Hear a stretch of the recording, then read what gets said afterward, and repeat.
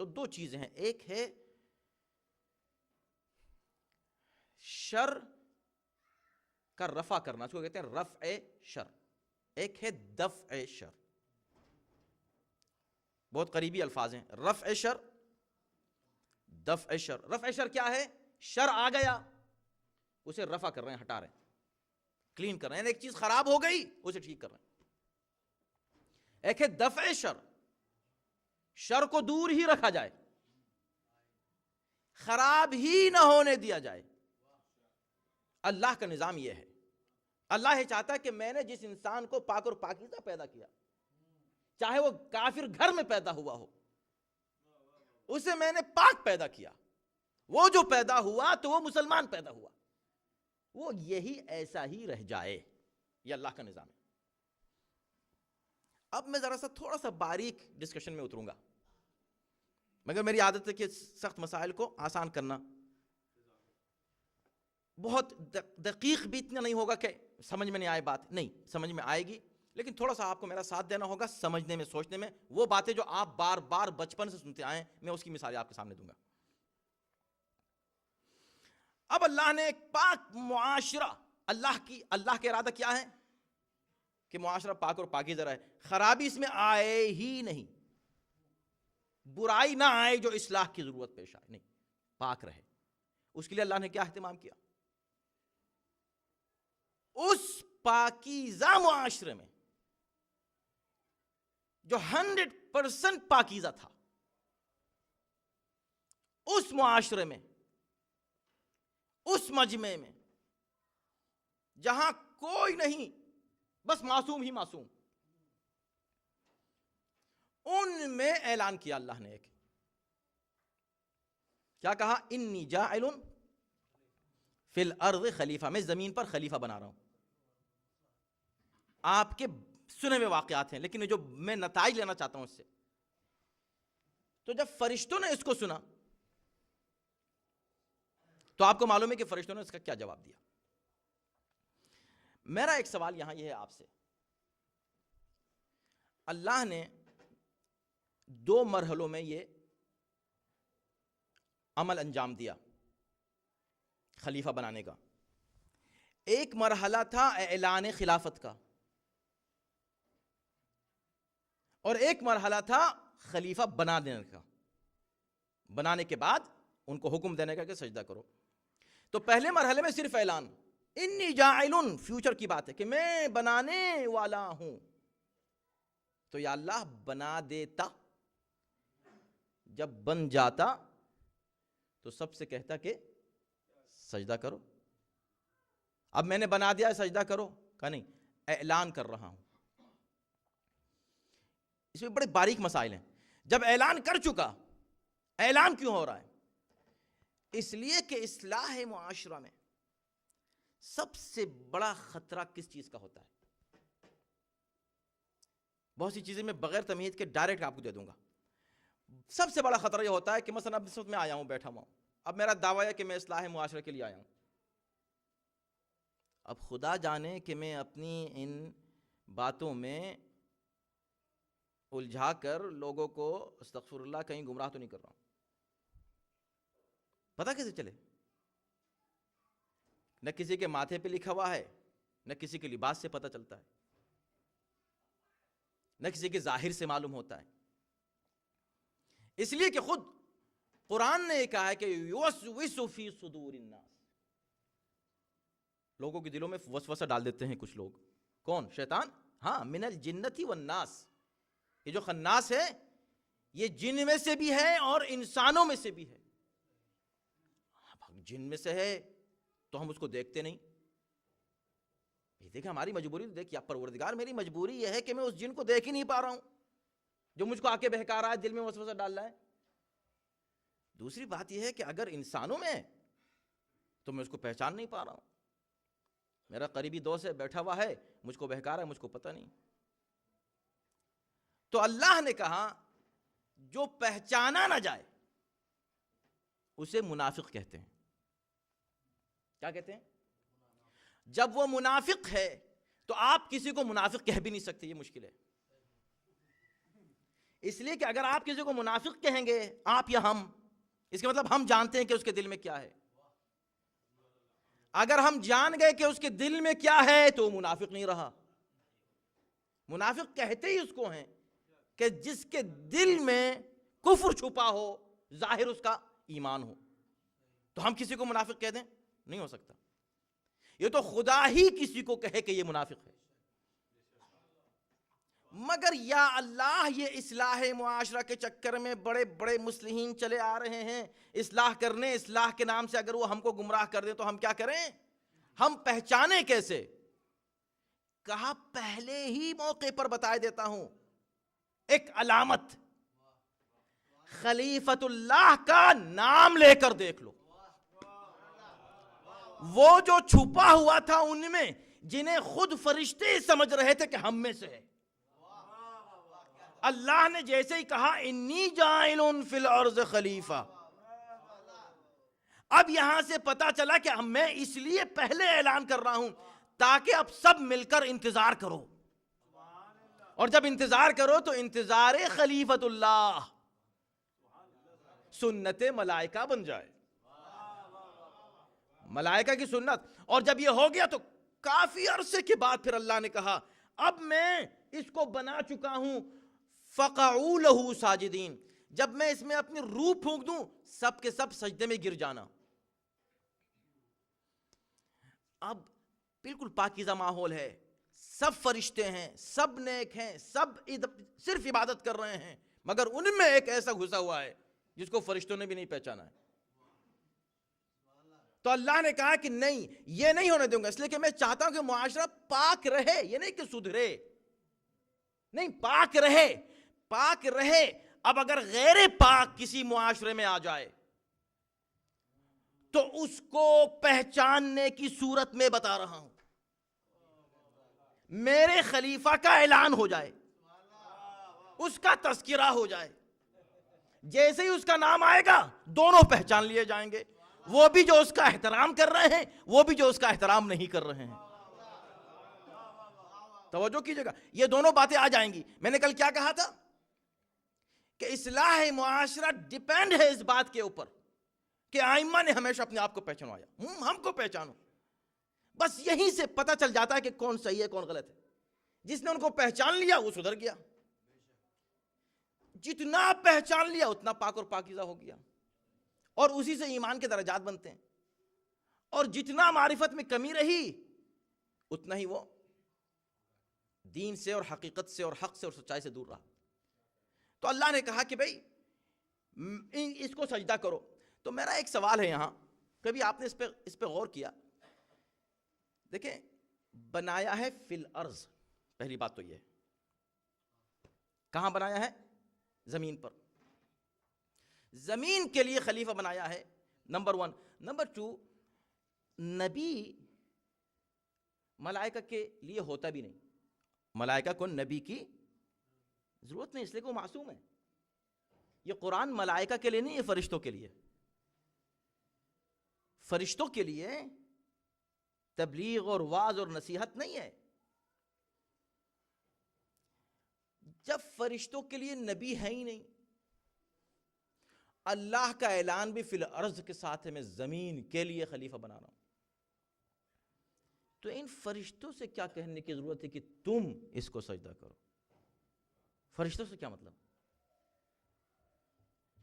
تو دیکھیں، پہلی ہی منزل میں حجت الہی کی عظمت بیان کی جا رہی ہے۔ حجت خدا کون ہے؟ جسے خدا معین کر دے، اس کی عظمت کیا ہے؟ نہیں ہے فرشتوں کے لیے، مگر فرشتوں کو سجدہ کرنا ہے۔ کیوں کرنا ہے فرشتوں کو سجدہ؟ کہا اس لیے کہ میں نے بنایا ہے، یا اللہ تو نے زمین کے لیے بنایا ہے۔ کہا یہی تو بتانا چاہتا ہوں، جس کو میں نے صرف زمین کے لیے بنایا، جب اس کا احترام اتنا زیادہ ہے کہ فرشتوں کو بھی اس کا احترام کرنا ہے، تو جس کو میں نے عالمین کے لیے بنایا ہو، سوچنے کی بات، جس کو میں نے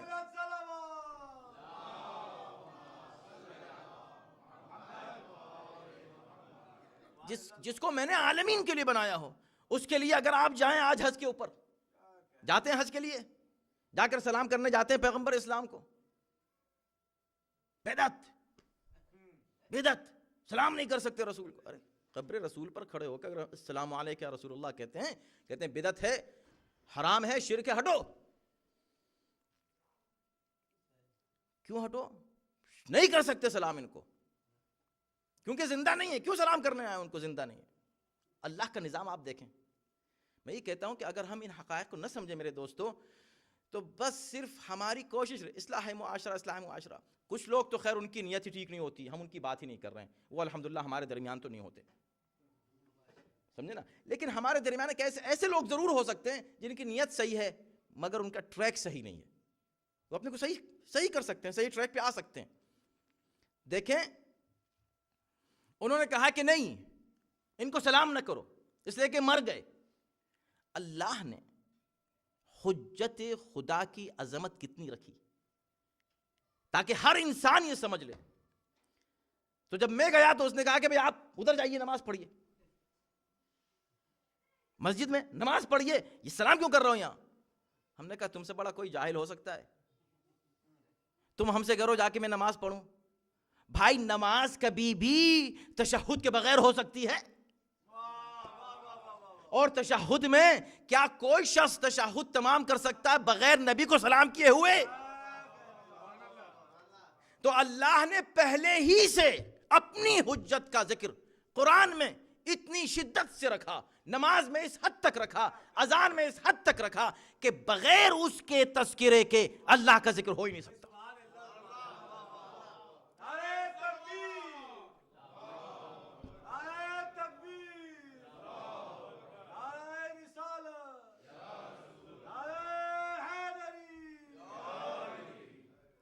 حضرات یہ باریک مسائل ہیں، اگرچہ بالکل آپ کے سامنے کے ہیں، لیکن یہ سوچیں کہ ہم اپنی زندگی کس طرح گزاریں، ان چیزوں کو سامنے رکھتے ہوئے گزاریں.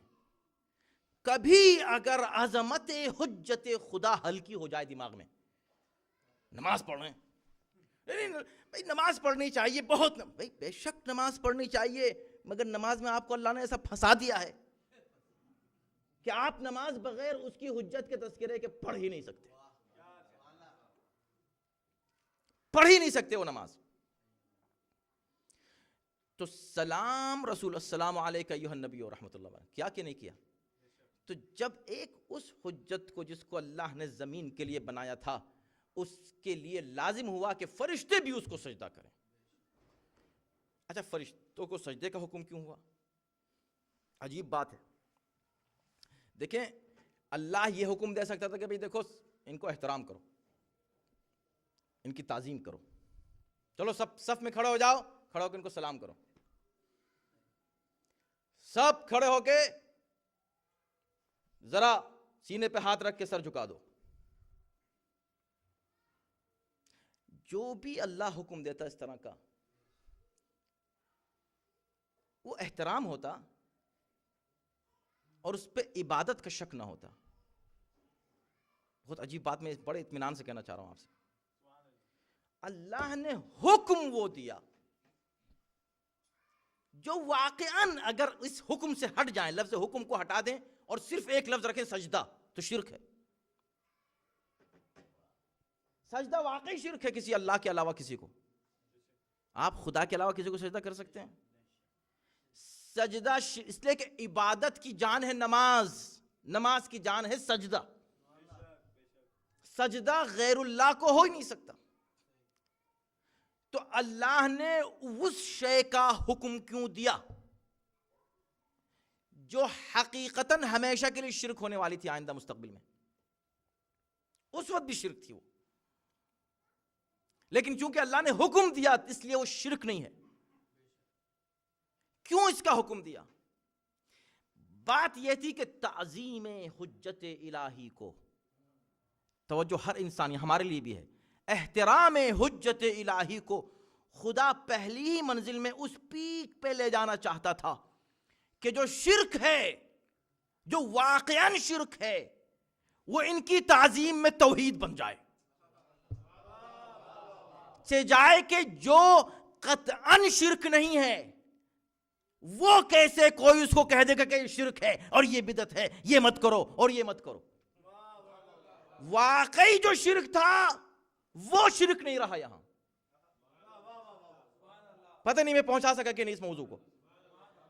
سجدہ واقعی شرک ہے، مگر تعظیم حجت الہی اللہ کی نظر میں اتنی عظیم ہے کہ وہ چیز جو صرف اس سے مخصوص ہے، سجدہ، وہ اس کو دے دیا اللہ نے. اور شیطان نے ہی تو کہا تھا کہ یا اللہ میں اس کو سجدہ نہیں کروں گا، تجھ کو کروں گا. نکلتے نکلتے کہہ رہا ہے ربی، میرے رب، میرے رب. رب مان رہا ہے. اللہ نے کہا سن، دنیا کے تمام آنے والے انسانوں کو اور جنات کو، سب کو، وما خلقت الجن والانس الا لیعبدون، میں نے صرف عبادت کے لیے سب کو پیدا کیا ہے. سب کو یہ پیغام دے رہا ہوں، تمہاری عبادتوں کی مجھے ضرورت ہی نہیں ہے. عبادت نام ہے اطاعت خدا کا. میں جو کہوں تمہیں وہ کرنا ہے. تمہاری مرضی کی عبادت نہیں ہوگی. جس کو تم چاہو شرک کہہ دو، جس کو تم چاہو توحید کہہ دو. نہیں، جس کو میں کہوں گا وہ توحید ہوگی، جس کو میں کہوں گا وہ شرک ہوگا. اور جس کی اطاعت کا حکم میں دے دوں، چاہے سجدے کی حد تک صحیح، تمہیں سجدہ کرنا ہوگا. اب اگر کوئی یہ کہ نہیں ایاک نعبد و ایاک نستعین، صرف تیری عبادت، صرف تجھ سے مدد، یا آپ یہ یا علی کیوں کہتے ہیں، یا حسن کیوں کہتے ہیں، یا حسین کیوں کہتے ہیں، یا محمد، یا رسول اللہ، بدعت، شرک کیوں؟ اس لیے کہ بھی آپ نے کہا نماز میں ایاک نستعین، یا اللہ صرف تجھ سے ہم مدد چاہتے ہیں. ہاں بالکل صحیح کہا، صرف تجھ سے مدد چاہتے ہیں. کہا جب کہہ رہے ہیں صرف تجھ سے، صرف کا لفظ ہے، ایاکا مفعول مقدم ہے، ایاکا صرف تجھ سے مدد، تو پھر یا علی کیوں کہہ رہے ہیں؟ ہم نے کہا بھی دیکھیں اس میں دو لفظ ہیں، ایاک نعبدو ہے، ایاک نستعین ہے. ایاک نعبدو کا مطلب کیا؟ صرف تیری عبادت. عبادت کی پیک کیا ہے؟ نماز. نماز کی پیک کیا ہے؟ سجدہ. اب اللہ نے جب کہا کہ آدم کو سجدہ کرو، تو وہاں پر دو تھے ایاک نعبدو کے ماننے والے، یا دو تھے ایاک نعبدو کی تفسیر کرنے والے، فرشتے اور شیطان. فرشتوں نے کہا ایاک نعبدو، اے پروردگار ہم صرف تیری عبادت کرتے ہیں، سجدہ صرف تجھ کو. مگر پھر بھی سجدہ کر لیا آدم کو.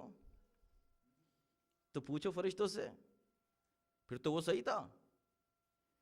وہ کہہ رہا تھا نہیں ایاک نعبدو، اکڑ گیا، یا اللہ میں صرف تجھ کو سجدہ کروں گا. اللہ نے کہا میں کہہ رہا ہوں، تو بھی کہے تو نہیں کروں گا، اس لیے کہ میں سجدہ صرف تجھ کو کرتا ہوں. تو یہ تھا اس کا مفہوم ہے ایاک نعبدو. تو ایاک نعبدو کے دو مفہوم ہیں، ایک وہ جو فرشتے سمجھے، ایک وہ جو شیطان سمجھا. فرشتے کیا سمجھے؟ فرشتے سمجھے کہ سجدہ صرف اللہ کو، یا اس کو جس کو سجدہ کرنے کا حکم اللہ دے دے. شیطان نے کہا نہیں، کچھ بھی ہو جائے سجدہ ہو ہی نہیں سکتا. اسی لہجے میں ہے ایاک نستعین، مدد صرف اللہ سے، یا اس سے جس سے مدد مانگنے کا حکم اللہ دے دے.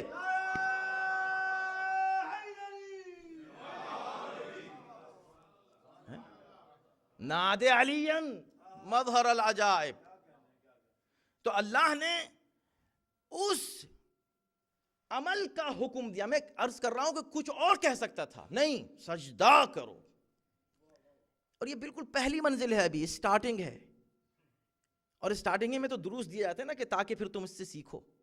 وَلَقَدْ صَرَّفْنَا لِلنَّاسِ فِي هَذَا الْقُرْآنِ مِنْ كُلِّ مَثَلٍ، ہم نے انسانوں کے لیے ہر مثال پیش کر دیا. کیا کریں، انسانی ضدی ہے، مانتا نہیں.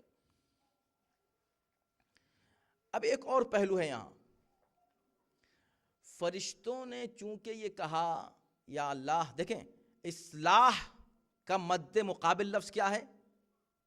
فساد. ایک ہے اصلاح، ایک ہے فساد. اصلاح کہتے ہیں بگڑی ہوئی چیز کو سدھارنا، فساد کہتے ہیں سدھری ہوئی چیز کو بگاڑنا. تو یہ اینٹنم ہیں، ایک دوسرے کے ضد ہیں، اپوزٹ ورڈز ہیں، اصلاح اور فساد. یہی وجہ ہے کہ قرآن نے بڑی دلچسپ، اب وہ خیر ایک موضوع ہے الگ، لیکن میں اس میں جا نہیں سکوں گا شاید اپنے مجالس کے دوران، اشارہ کر دیتا ہوں۔ سورہ بقرہ کے ابتدائی میں منافقین کی جو صفات بیان کی گئی ہیں ان میں یہ ہے کہ جب ان سے کہتے ہیں کہ لا تفسدوا فی الارض وَإِذَا قِيلَ لَهُمْ لا تفسدوا فی الارض، جب ان سے کہا جاتا ہے کہ زمین پہ فساد مت برپا کرو، تم یہ ماحول خراب مت کرو، معاشرے کو بگاڑو نہیں، تو کیا کہتے ہیں؟ انما نحن مصلحون، ہم تو اصلاح کرنے والے ہیں، الا انہم ہم المفسدون ولکن لا یشعرون، بلکہ یہ لوگ مفسد ہیں، مصلح نہیں ہیں، ان کو اس کا شعور بھی نہیں ہے کہ کیا کر رہے ہیں۔ تو کبھی کبھی مصلح جو ہے جو بن کر آتا ہے وہ اوریجنلی مفسد ہوتا ہے۔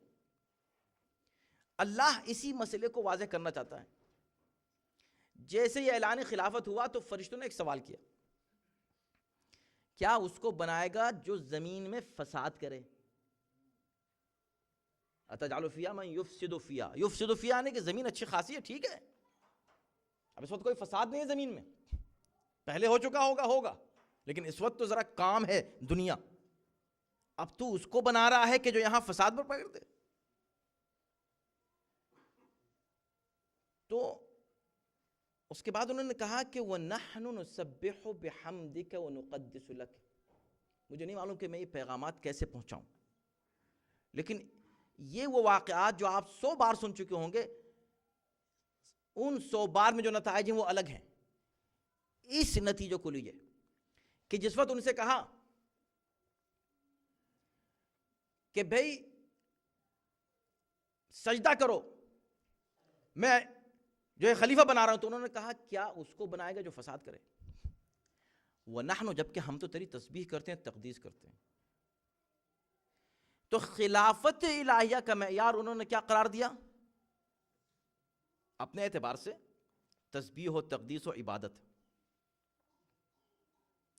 چونکہ فرشتے تھے، معصوم تھے، اعتراض نہیں کر رہے تھے، سوال تھا، معصوم اعتراض نہیں کرتا، سوال کر سکتا ہے، وہ بھی سوال اپنے لیے نہیں دوسروں کے لیے کرتا ہے معصوم، جو کچھ بھی ہو رہا تھا دوسروں کے لیے ہو رہا تھا۔ تو فرشتے جو سوال کر رہے تھے یہ بھی ان کے لیے سوال کر رہے تھے جو کبھی کسی دور میں کبھی بھی آ جائیں تو وہ عبادت پہ اپنی ناز کریں، تسبیح و تقدیس پہ ناز کر کے خلیفۃ اللہ کی عظمت کو کم کرنے کی کوشش کریں۔ توجہ ہے نا؟ تو اللہ نے کیا کیا؟ اب اللہ نے کہا اچھا تو تم جو تسبیح و تقدیس کرتے ہو اس کی آخری منزل کیا ہے؟ اس کی آخری منزل ہے سجدہ، وہی سجدہ تم اس کو کرو، وہی سجدہ جس پر تم کو ناز ہے نا، تسبیح و تقدیس، وہ تم کو اسے کرنا ہے، اسے کیوں؟ اس لیے کہ اس کو میں نے بنایا ہے۔ یہی وجہ نہیں کہا کہ اب تم سجدہ کرو، نہیں، فَإِذَا نَفَخْتُ فِيهِ مِن رُوحِ، جب میں اس میں روح پھونک دوں، جیسے روح پھونکوں سجدہ کر دینا۔ اپنی روح، اللہ کی روح ہوتی ہے، اللہ کی روح ہوتی ہے، اللہ اپنی روح پھونکے گا، اپنی کہہ کر، روحی کہہ کر نسبت اپنی طرف دے دی، کہا اب تک تو میں نے صرف بنایا ہے اس کو، اب میں اس میں وہ چیز ڈالنا ہوں جو میری ہے، لہٰذا اب اس کی تعظیم میری تعظیم ہوگی، اس کی توہین میری توہین ہوگی، اب جو اس کو مانے گا وہ فرشتہ رہے گا، جو نہیں مانے گا وہ ایکسپوز ہو جائے گا، اور نہ صرف ایکسپوز ہوگا، ہم اس کو قبول نہیں کریں گے، نہ صرف قبول نہیں کریں گے، اس کو سزا بھی دی جائے گی۔ تو پتہ ہی چلا کہ وہ عبادت کو جو لاتے ہیں نا اماموں کے مقابلے پر، یہ افضل ہے کہ یہ افضل ہے، استغفر اللہ، بہت سے اکثر آپ یہ بحثیں سنتے ہیں نماز افضل ہے یا امام حسین افضل ہے، ارے خدا کے لیے یہ بحثیں اس طرح کے سوچے بھی نہیں آپ۔ امام حسین کی وجہ سے نماز قائم ہوئی، امام حسین کی وجہ سے یہ دین قائم ہوا، اور یہ ایک غلط فہمی دیتے ہیں کہ نہیں یعنی حسین اور خدا، استغفر اللہ، کوئی تقابل ہے؟ نماز خدا نہیں ہے، نماز ایک عمل کا نام ہے. آپ نماز سے ائمہ کا، رسول اللہ کا تقابل نہ کریں. یہی تو مشکل ہو گئی تھی کہ نماز کے دوران جب بلا لیا تھا رسول اللہ نے اور صحابی نہیں آیا، اور بعد میں آیا نماز فوراً ختم کر کے، تو کہا آپ کیوں آئے ہو؟ کہا آپ نے بلایا تو تھا. کہا میں نے اس وقت بلایا تھا، میں نے اس وقت بلایا تھا جب تم نماز پڑھ رہے تھے. کہا یا رسول اللہ مگر میں تو نماز پڑھ رہا تھا. کہا اچھا تو تم کو پتا تھا کہ تم نماز پڑھ رہے تھے، مجھ کو معلوم نہیں تھا کہ نماز پڑھ رہے تھے. یعنی تم کو پتا ہے کہ جواب نہیں دینا چاہیے، مجھ کو معلوم نہیں کہ پکارنا نہیں چاہیے. تم کو یہ سوچ لینا چاہیے تھا کہ پکارا کیوں ہے. پھر تم نے یہ نہیں پڑھا قرآن میں کہ یا ایھا الذین آمنوا استجیبوا للہ وللرسول اذا دعاکم لما یحییکم، جب رسول تم کو آواز دے فوراً دوڑے ہوئے چلے آؤ. تو عبادت وہی، اب وہ فرشتوں کی عبادت کے نحن نسبح بحمدک ونقدس لک، یہ عبادت اللہ نے اس کو سند دی قبولیت کی. ایک عجیب بات ہے، توجہ، قبولیت کی سند ان کو ملی. فرشتوں کی عبادت قابل قبول اللہ کی نظر میں. کیوں؟ اس کی سند کیا ہے، مہر کیا ہے؟ آدم کو سجدہ. پتا چلا کہ اگر کسی کو اپنی عبادت قبول کروانی ہے تو اس کی سند یہ ہے کہ معصومین کا احترام کرے اور تعظیم کرے. احترام حجت الہی کے بغیر نمازوں کو قبولیت کی سند نہیں مل سکتی. تو نمازیں قبول کب ہیں، عبادت قبول کب ہے، حج قبول کب ہے؟ جب اسے سند ملے اللہ کی طرف سے. وہ سند کیا ہے؟ احترام حجت، تعظیم حجت. یہ باریک مسائل ہیں، ہو سکتا ہے آپ اس پہ سوچتے رہیں بعد میں، لیکن اس پہ غور کیجئے گا. اگر ہم ان مسائل کو نہیں سمجھیں گے تو ہم کیسے نکلیں گے اصلاح کرنے کے لیے؟ ہو سکتا ہے اور بگاڑ پیدا کر دیں، لوگوں کو اور کنفیوز کر دیں. آپ کو معلوم ہے آج کل نوجوان کس قدر کنفیوز ہیں؟ وقت تمام ہو گیا آج میرا. آج جو نوجوان کنفیوز ہیں، آج اسکولوں میں، کالجز میں، ان کے اعمال کو تو ہے خطرہ بے شک، ان کے اخلاق کو، لیکن اس سے کہیں زیادہ. ابھی 2 دن پہلے کی بات ہے، ایک بچہ ہمیں کال کر کے کہتا ہے، اور ہائی اسکول کیا بچہ، وہ کہہ رہا ہے کہ اتنے سالڈ ایویڈنس ہیں جو اسٹوڈنٹس مجھ کو دے رہے ہیں کہ خدا ہے ہی نہیں. ہم نے کہا بھیا ایویڈنس ہمیشہ ہونے